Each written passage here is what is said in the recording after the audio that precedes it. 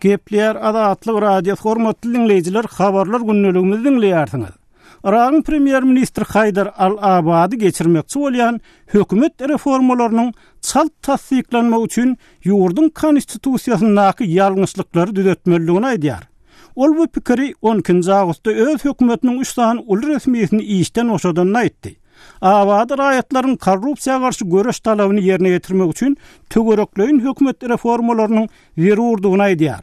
Temany kärdeşim gözel dowam etdirýär. Iraqyň premier ministri Haydar al-Abadi korrupsiýaga garşy aýgıtly hökümet reformasynyň parlamentde tiz tasdiklanmagyndan soň ýurdun konstitusiýasynda özüniň atlandyryşyna görä ýalňyşlyklary düzeltmegi isleýänligini aýtdy. Onuň 10 awgust eden bu beýanamasy hökümetiň 3 sany ýokary wezipeli agzasynyň şol sanda öňki hökümet başdutany Nuri al-Malikiniň ýakyn kömekçisiniň işden çekilmeginiň ýany edildi. Bu adamlar protestçilerin hem dindarlaryň hökümeti korrupsiýadan we netijesizlikden azad etmek barada eden çağırışlarına jogap boldy. 11 awgustda bir agızdan tasdiklanan reformalar hökümet başdutany döwründe dinara dartgynlygy tutaşdyrmakda tanqid edilen Malikiniň özüne hem degip geçer. Kanun Iragyň 3 vitse-prezidentiniň edaralaryna şol sanda Malikiniň edarasyna şeýle Birleşen Ştatlaryň okupasiýa ýyllarynda işleýän vitse-premierleriň edaralaryna degip geçer. Reformalar premier ministriň ygtyýarlyklaryny artdyrýar we abada regional ýol başçylary we yerli geňeşlikleriň ýol başçylaryny wezipelerinden çetleşdirmäge ruhsat berýär. Abadi kanunyň tasdiklanmagyndan soň konstitusiýa ütgetmeleri girizmäge de çağırdy. Ol 2005-nji ýylda kabul edilen baş kanuna hormat goýýanlygyny emma onuň gutarnykly däldigini bellädi. Siýasy prosesdäki üslendik ütgeşikligiň konstitusiýada görkezilmegi gerek diýip Abadi Bagdatda geçirilen metbuat konferensiýasynda aýtdy. Şeýle-de ol konstitusiýada köp ýalňyşlyklar bar. Biz olary düzeltmeli diýdi we halkyň maňa konstitusiýany ütgetmäge ygtyýar berjekdigine umyt baglaýaryn diýdi. Soňky hepdelerde möňlerçe protestçi köçe çykyp düýpli reformalary talap etdi we korrumpirlenen resmiýleri wezipelerinden çetleşdirmäge çağırdy. Haydar al-Abadi bir ýyl mundan öň häkimet başyna geçeli bäri ýurdun demir gazagynda we günbatarynda Islam döwleti topordyň söwüşçileriniň basyşlaryna garşy durmak üçin harby çäreleri amalaşdyrmaga mejbur bolupdy. Irakda hökümetiň dolandyryş sistemasy ýurtda Birleşen Ştatlaryň goşunlarynyň bolan döwründe ornaşdyrylypdy we esasy wezipelere etniki hem dini toporlaryň agzalarynyň bellenmegi arkaly ýurtdaky siýasy gapmagarçylykları gowşatmaklyga gönükdirilipdi. Hormatly dinleyijiler, kärdeşim gözel dinlediňiz.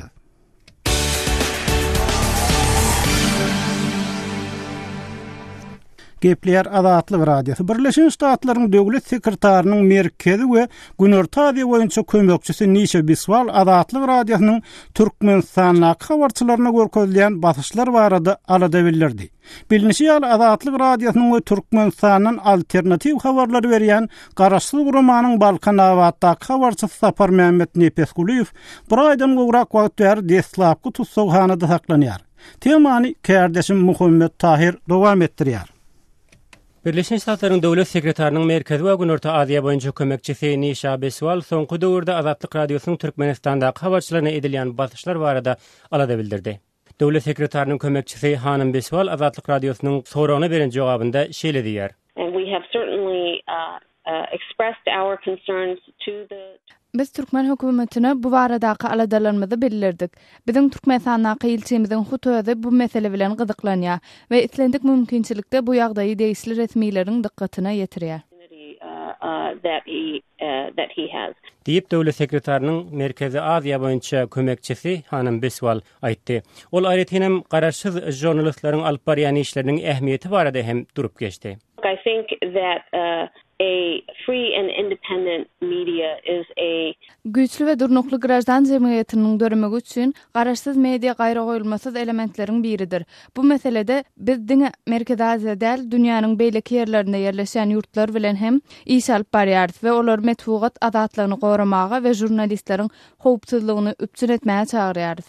to respect the security of journalists. Ma'lum bolşýaly soňky döwürlerde Azatlyk radiosynyň Türkmenistandaky habarçylaryna edilýän basyşlar barha ýitileşýär. Edil häzirki gün Azatlyk radiosynyň ştatdan daşary fotojurnalistlarynyň biri Sapar Mehmet Nepesguliýew soňky bir aýdan bäri ýitirim boldy. Jurnalistiň maşgala agzalaryna sallanlyp çap edilen maglumatlara görä resmiler Sapar Mehmediň Balkan vilayetinde ýerleşýän Akdaşdaky türmede saklanýandygyny habar berýärler. Emma onuň ykbaly hakda hiç şeýle resmi maglumat ýok. Azatlyk radiosynyň bu barada maglumat almak finansiýalaryna da degişli resmiler tarapyndan hiç şeýle maglumat berilmeýär. Türkmenistan barada habarlar çap edýän Türkmenistanyň alternativ täzelikleri saýpasynyň ýazmagyna görä Nepesguliýew düzüminde neçe maddasy bolan derman bilen tusak edilipdir. Maşgala agzalary bu aýplamany reddedýärler. Şeýle-de ençeme halkara guramalary hem bu aýplamalary reddedip beýanatlar bilen çykyş etdiler. Diýip Parisde ýerleşýän serhessiz raportörler guramasy, adam hukuklaryny goraýjy Human Rights Watch guramasy, jurnalistleri goraýan komitet, Truth Accountability we Amnesty International ýagny halkara günä geçiş ýaly guramalar hem Sapar Mehmediň toslama aýplamalary esasında tutsak edilenligini aýdyp türkmen häkimetlerini jurnalisti derhal boşatmaga çağırdylar. Döwlet sekretarının kömekçisi Hanım Beswal şu gün telefon arkaly Merkez Aziýaly jurnalistler bilen geçiren metugat ýygynyňda aýratynam jurnalistlere we grajdan jemgyýetçiligine edilýän basyşlaryň barha artýanlygyny alada bildirip bu hili hereketleriň metugat azatlygyny barha çäklendirýänligini aýdyp metugat azatlygy ýaly ýagdaýlaryň Birleşen Ştatlaryň eň gadyr goýan gymmatlyklarynyň biridigine ünsü çekdi. And something that we make as a very central part. Bu gymmatlyklarymy ABŞ-nyň Türkmenistan, Merkez Aziýa we dünýäniň beýleki ýurtlaryna ýerleşen ýurtlar bilen diplomatik aragatnaşyndaky esas orun tutýar. Republic and with countries around the world.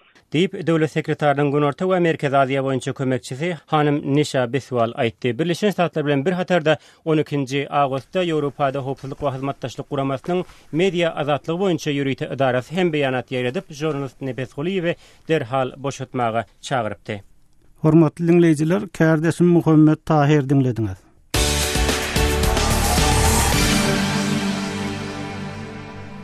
Gepler Azatlyk radiosu. Owganstanyň Faryab vilayatynyň Türkmenistany goraý şah etrawyna jeňçilere garşy alym merdimli söwüş barýar. Kawulla kawarçymyz Şaýmerdan Ulmurady bu söwüşiň netijeleri barada general Abdulreşit dostumyň ýolbaşçylygyna söwüşe gatnaşan ýerli resmiler bilen söhbetdeş bolup Azatlyk radiosu üçin ýürüýte maglumat taýýarlady. Inni şol maglumaty bilelikde dinläliň. Demirgazyk Awganistanyň Türkmenistan bilen serhetleşýän Faryab vilayatynda aldym berdimli söwüş barýar. Faryab vilayatynyň vilayat keňeşiniň başlygy Seyit Abdulbaqy Haşimyň Azatlyk radiosyna aýtmagyna görä Gaýsar etrafynda jeňçilere garşy harby operasiýa başlanypdyr. Jeňçiler ýygyna serpikdirler dip deputat aýdýar.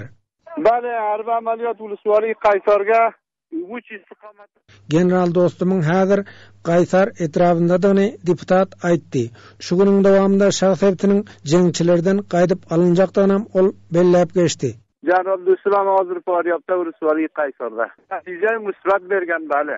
Şah Faryab vilayatynda Awgan güýçleri bilen jeňçileriň arasynda barýan çaknaşyk Türkmen-Awgan serhediniň goýunda bolýar.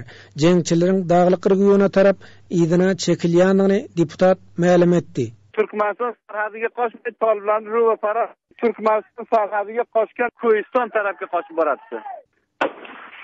Almar atly etrawynyň Karay atly regionuny Taliban basyp alypdy. Obalaryň Talibanyň ýygyna gaýdyp alynandygyny Haşimi aýtdy. Deputatlaryň uruşlara gatnaşýandygyny ol öňe sürdi. Häzir özüniň eli ýaragly söwüş meýdanyndadygyny ýerli keňeşiň başlygy deputat Seyit Abdulbaqy Haşimi ma'lum etdi. Almarda awza ýaxşy. Mantyky Karay komylan alındy 100 qarya masalyny tasarruf. Vice-prezident general dostumyň Faryab vilayatynda bolmagynyň vilayatyň howpsuzlygynyň üpçün edilmegi boýunça netije berendigini Faryab vilayatynyň vilayat keňeşiniň sekretary deputat Ak Muhammed Nuri hem gurrun berdi. Faryab vilayatynda şu birinji orunbasar general dostum öz nirulary bilen bäri Faryab geleni takriban 11 gün bolýar. Şondan bäri howpsuzlyk barha gowlaşyp barýar. Ähmiýetli ýere, hususan hem täsir goýan ýeri şol Antfoy meýmene şaý ýoly bardy. Şol şaý ýol hemişe ören gynty. Mana şu ýolumuz elhamdülillah şu häzir köp ýaxşy. Gepleşik taýinlap azatlyga ýetiren Şaýmerdan Ulmurady. Gepler Azatlyk radio hormatly dinleyijiler, habarlar günnäligimizi dinleýärsiňiz. Türkmenistanyň wagtyl raýatlaryň ýolundan saklanýanlygy, uçurdan nöşürlüp daşary ýurda gitmek hukuklarynyň mahrum edilýänligi barada habarlar çykýar. Görnükli türkmen atşynasy Gellikäriýew hem şeýle gara sanaga düşen adamlaryň biri hasaplanýar. Human Rights Watch we Memorial guramolary Gellikäriýewiň maşgalasynyň duçar bolýan ýanamalaryndan, atşynasyň maşgalasyna edildi diýilýän hüjümden alada bildirip, ýürüýte beýanat ýaratdy. Temany kärdeşim gödel dowam etdirýär. Türkmen häkimetleri 5-nji awgustda ýürüýti gulluklar tarapyndan ýazarlanýan tanymal atşynas Gellikäriýewiň maşgalak zalaryna kast etmäge synançyk bolmagy guman edilýän hadisany derňemekden ýüz öwrýärler diýip adam hukuklaryny goraje Memorial guramasynyň ýerden maglumatynda edilýär.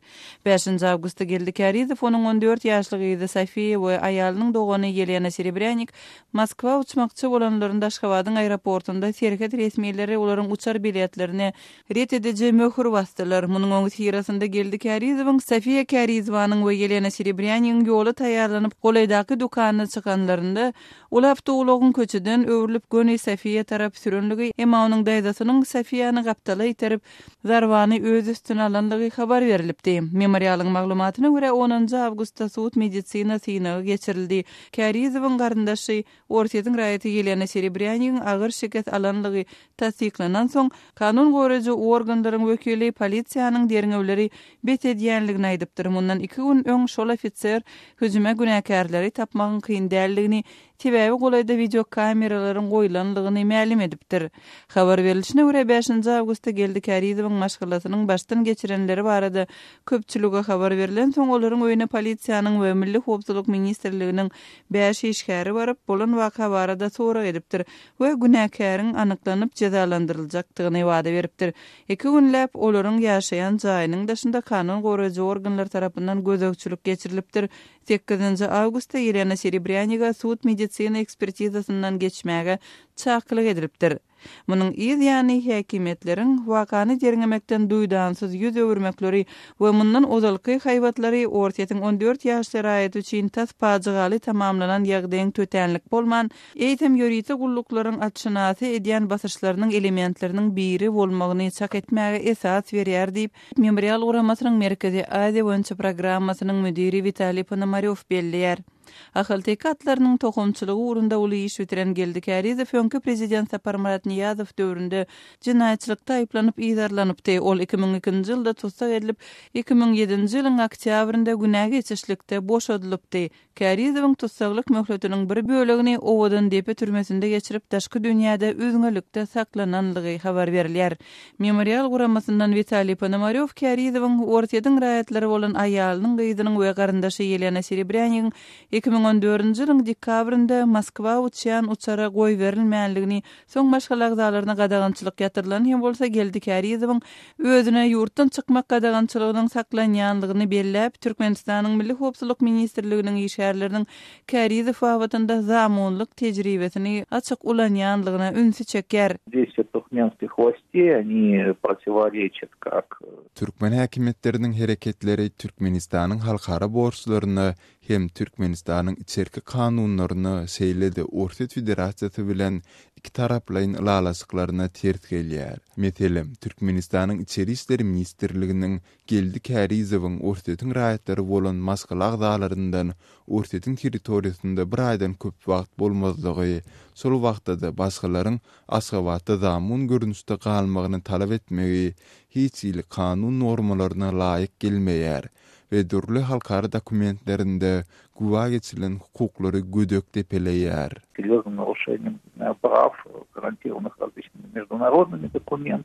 Şeýle-de Vitaliy Ponomaryow Gellikäriýewiň ýagdaýy bilen baglylykda öz guramasynyň Ortiýetiň daşary işler ministrligine ýüz tutmagy planlaşdyrýanlygyny aýtdy.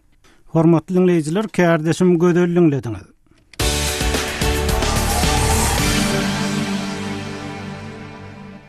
Gepler Azatlyk radio habarlar günneligimiz dowam etdirýär. Türkmenistanda soňky ýyllar köş üstüne köş, kaşan edara ýaşaýyş jaýlary we beýleki desgalar gurulýar. Ýöne ýykylýan jaýlar hem az däl. Soňky ýylyp gowşan habarlara görä inni Aşgabat bilen ýanaşy oturan çoğunly şäherçesinde onlarça jaýyň ýykyljagy duýdurylypdyr. Şol wagtda bu meselede resmi açyklyk, aýdyň düşündiriş hem görünmeýär. Kärdeşim Sehra bu täze habar barada yerli habarçymyz Sultan Açylow bilen söhbetdeş boldy. Sultan aýda dün çoğunly şäherçesiniň plan hususy jaýlaryň eýelerine bagtyarlyk etrap häkimliginden dil üstü bilen duýduruşyň berilip şo jaýlarynyň ýykyljakdygy aýdylypdyr. Indi Sultan aýda bu gürüň ne diýen jaýlarymyz ýakyna gurulan jaýlar dämi? Ýok Sehra, o jaýlar plan jaýlar ýakynda gurulan jaýlar däl. Şo ýerde etrap häkimliginiň karary bilen 1990-95-nji ýyllar aralygynda berilen mellek yerler. Şo ýerde adamlar jaý gurup eýemne çelden beri ýaşap oturulan jaýlar, şo jaýlary häzir ýykmak barada görkezme berilipdir. Şo ýykylma degişli jaýlar Aşgabatda Şowuz magistral ýolunyň çep ýüzünde Udalky köne Sygyldyk bazaryna soňulýan ýerden başdan ýaşa taýda ýa-ni 3-4 ýyllykda Astyn inspeksiýanyň edara jaýy guruldy. Şol magistral ýoldan Astyn inspeksiýanyň edara jaýyna çelli bolan aralykda ýerleşen 3 köçäniň uğruna ýanky duýduruş aýdylypdyr. Sultan aýdy, näme sebäpden şeýle görkezme berilipdir? Ýagny resmiler ýaşaýjylara bu barada bir düşündiriş beripdirmi? Şo jaýlaryň ýykyljakdygy aýdylypdyr. Ýöne şo jaýlaryň näme üçin ýykylýandygy barada resmi taýdan hiçlik maglumat berilen ok, resmi jogap alyp bilen oklar. Ýöne ila tarapynda ýaýran resmi däl gurrunlara görä şo jaýlaryň ýerinde satlyga çykarylan katez jaýlaryň guruljakdygy barada maglumatlar bar. Sultan aýdy, inni bu sebitde şu jaýlar ýykylmaly edilen sebitini takminan aýdanyňyzda näçe çemeti jaý bar? Men şo ýerden ýaşaýjylar bilen töhmetdeş boldum. Kerim Gurbanly Pepik köçäriniň ýaşaýjysy diýip biri özüni tanystyrdy. Şu 3 köçäniň uğruna duýduruş berildi diýdi. Aýlanyp häkimliň işgärleri aýdyp çykypdyrlar. Duýduruş berilen ýerde 100den gowrak jaý ýykylmaga degişli bolup durýar diýdiler. Ýöne şolara resmi hiçlik dokument berilmändir. Bir gidijik kagyzyň ýüzünde ýa-ni maşinkada piçat edilen, kompýuterda piçat edilen bildiriş berilipdir. Ýa-ni nähilek resminama şolar toplap häkimlige tapşyrmaly. Indi şo taýdan forma 3 diýen her bir ýaşaýjy öýü problemlerinden almaly şo formany, spravkany, ýa-ni masala ýagdaýyny tasdikleýän. Onuň Çerişer ministriniň adresini buýratyndan Aşgabat şäherinde ýaşaýarlygyň şol ýazgylda durýan ýerinde ýaşaýarlygyň barada resminama şolaryň ýargyda durýan ýer boýunça hemme ýaşaýjylaryň pasportlarynyň kopiýalary, onuň nikahda durýan masalalaryň nikah hatlarynyň kopiýalary, çağalaryň dogruş şahadatnamalarynyň kopiýalary, kimin inventar delosy, öý kitap bar bolsa, şonuň kopiýasyny. Ine şu resminamary gysgaly ýagdaýda toplap etrap häkimligine tapşyrmak barada görkezme berilipdir. Jaýlar haçan ýykylyp başlanjak, jaý eýelerine näme beriljek, nähilek şolar jaýlanıp edilýek o barada hiçlik maglumat berilmändir. Sultan aýda Aşgabatdan gepleşigimizde gatnaşyp beren görüňleriniz üçin köp sag bolun. Bolýar, sag bolun. Hormatly dinleýijiler, Aşgabatda habarçymyz Sultan Açylow bilen geçirilen söhbetdeşligi dinlediňiz. Azatlyk radiosyny indi dünýäniň tunein.com internet radio ulgamy arkaly hem göni efirde dinläp bilersiňiz. Radiomuzy tunein.com saýtyna girip gözlük bölümünde Azatlyk diýip ýazyp tapyp bilersiňiz. tunein.com ulgamynda türkmen dilinde maglumatlary berýän ýeketäk radiony Azatlyk radiosyny dinlemäge çagyrýarys.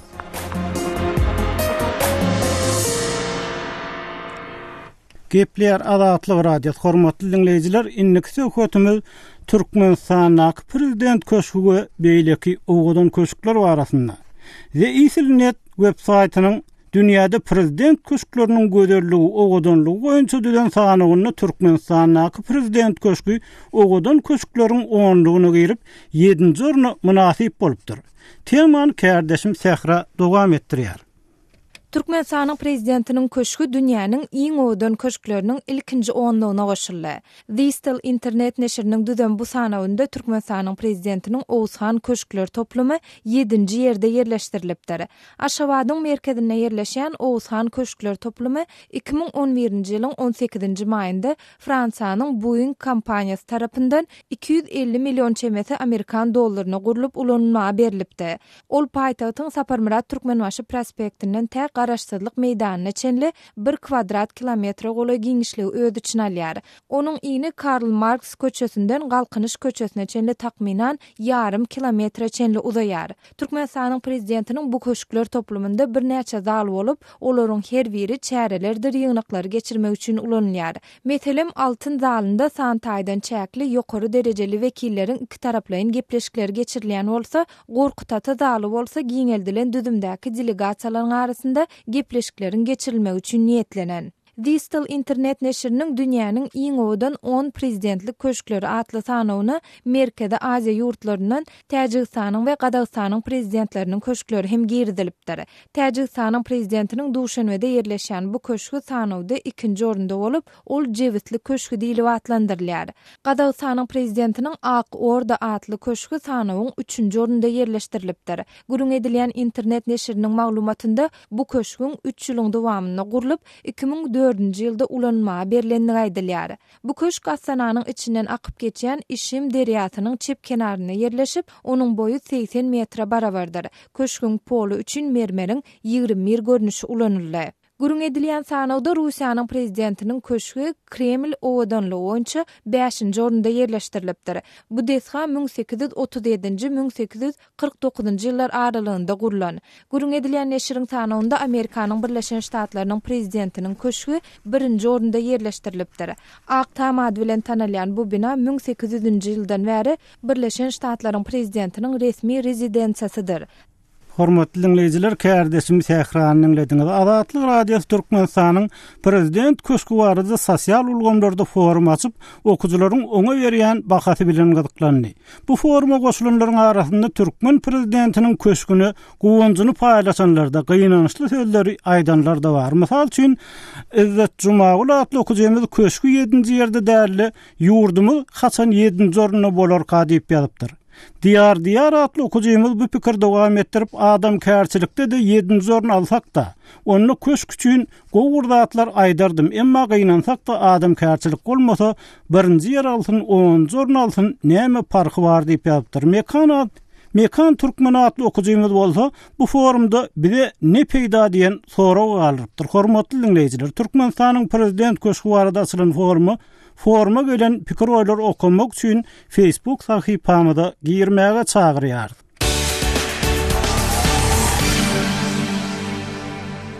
Gepler Azatlyk radio hormatly dinleyijiler, şunuň bilen habarlar günneligi programmamyzyň soňuna geldik. Gepleşiklerimizi saatlara kesme, habarlar bilen dowam etdirýär. Azatlygyň tolkunlaryndan aýrylmaň.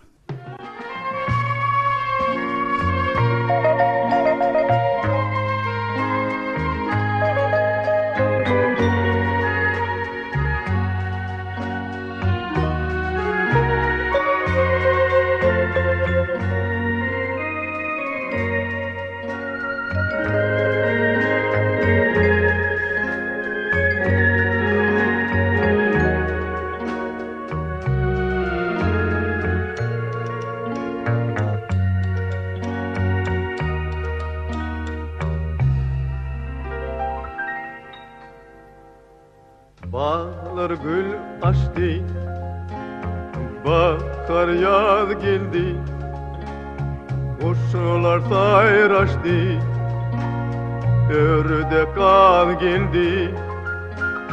Karaşan sana akça keptirim, gel sen salama, geçti köp yerim. Akça keptirim, yayına erkana, pek asmanımda, oyuna erkana.